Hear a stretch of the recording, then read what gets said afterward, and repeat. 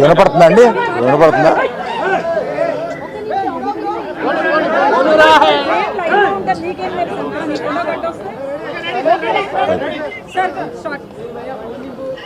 దయచేసి అర్థం చేసుకోండి, ఈ మీటింగ్కి ముందు లాయర్స్ మాట్లాడారు. మీరు క్వశ్చన్ అండ్ ఆన్సర్స్ అడిగినప్పుడు వారు అడిగే ప్రశ్నలకి మీరు చెప్పే సమాధానంలో ఏదైనా లీగల్ ప్రాబ్లం రావడానికి అన్ని అవకాశాలు ఉన్నాయి. దయచేసి మీరు మాట్లాడాలనుకుంది ఏంటో వారు చెప్పారు, ఆ మాట్లాడాలనుకుంది మాత్రమే మాట్లాడండి అని అన్నారు. ఇది మీ క్వశ్చన్స్ జాడ్జ్ చేయడానికి కాదు, దయచేసి అర్థం చేసుకోండి. It is an insistence from the lawyers not to answer the questions, not to take the questions, not to take the questions. ఏమండి, అవే పార్ట్ ఆఫ్ ద సిస్టమ్ కదా. No, let me, I wanted to tell something, let me complete.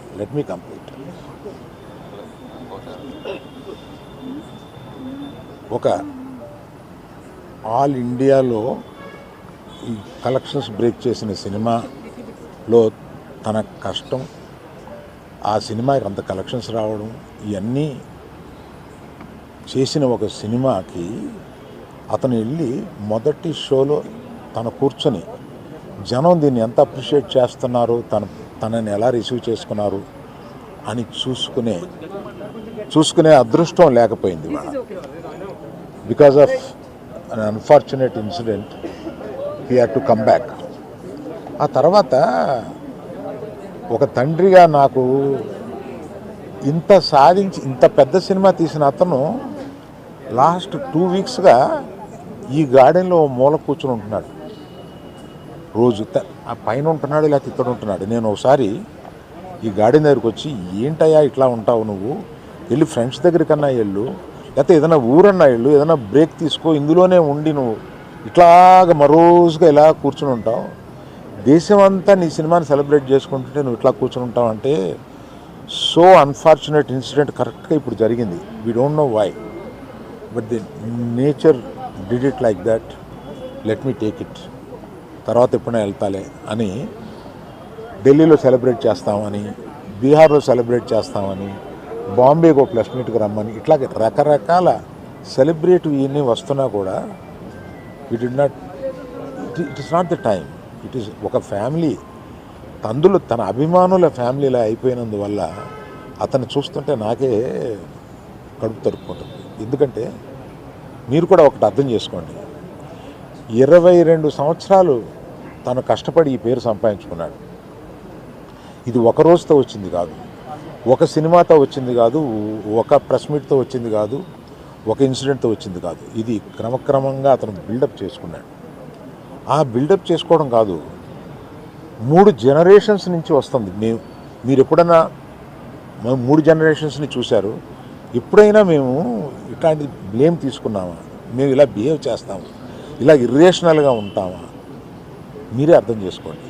ఎందుకంటే మేము ఎటువంటి మనుషులు అనేది పబ్లిక్కి మీకు తెలుసు, మీరు చూస్తున్నారు, మమ్మల్ని అందరినీ చూస్తున్నారు. మేము మీ కళ్ళ నుంచి ఎవరూ తప్పించుకోలేము. అటువంటిది ఇటువంటి ఒక ఫాల్స్ ఇన్ఫర్మేషన్ తోటి ఒకరు మాట్లాడుతుంటే అది బాధేసింది వాళ్ళు చూస్తే. కనుక ఈ క్లారిఫికేషన్ ఇవ్వాలని అతను అన్నప్పుడు తప్పనిసరిగా ఈ క్లారిఫికేషన్లో లీగల్ అబ్జెక్షన్స్ ఏమైనా ఉన్నాయా అని కనుక్కొని లేవు అని తెలిసిన తర్వాత ఈ క్లారిఫికేషన్ ఇచ్చారు. దయచేసి ప్రెస్ వారు, ప్రజలు మీరంతా ఆదరిస్తే, మీ అభిమానంతో పైకి వచ్చిన కుటుంబం మేము, ఆ అభిమానాన్ని అర్థం చేసుకుని ఇలాగే కంటిన్యూ చేయమని నేను కోరుతున్నాను. Thank you sir. అబ్బాయి ట్రీట్మెంట్కి సంబంధించి చెప్తారా, అబ్బాయికి మెడిసిన్స్ కానీ ఏమైనా ఇస్తున్నారా, అటు అయ్యే ఖర్చులు మీరు భరిస్తున్నారా, గవర్నమెంట్ భరిస్తుందా, ఏం జరుగుతుంది సార్? అయితే దానికి కంటిన్యూ చెక్ అనౌన్స్ చేసిన వెంటనే మంత్రి ఇల్లు ఇచ్చేసాడు. ఇప్పటికి 20 రోజులు అవుతున్నా కూడా అల్లు అర్జున్ గారు ఇంకా ఇవ్వలేదు. దీని వెనక కారణం ఏంటంటారు? నేను అవన్నీ చెప్పడానికి రాలేదమ్మా. ఇక్కడ వ్యక్తిగతంగా నా బాధ ఏదో మాత్రమే చెప్పడానికి వచ్చాను ఇక్కడికి. అవన్నీ ఇంకో ఇన్సిడెంట్లో చెప్తాను. అంటే ఎందుకంటే ఇందాక అర్జున్ చెప్పబోయి కూడా అర్జున్ ఒక అమౌంటు, నవీన్ మైత్రి వాళ్ళు ఒక అమౌంటు, డైరెక్టర్ గారు ఒక అమౌంటు, ఇదంతా పెట్టి ఒక ట్రస్ట్ చేద్దాము ఇది అని ఏదో అనుకున్నారు. దాన్ని ఇప్పుడు చెప్పి మెయిన్ ఆ విషయాన్ని డైల్యూట్ చేయడం ఎందుకు, దాన్ని ఇంకొకసారి వచ్చి వివరంగా వాళ్ళు మైత్రి ఈయన అందరూ కూర్చుని దీన్ని ఎలా చేయబోతున్నాం, ఎంత సపోర్టివ్గా ఉండబోతున్నాం అనేది తప్పనిసరిగా మీకు చెప్తారు. అయితే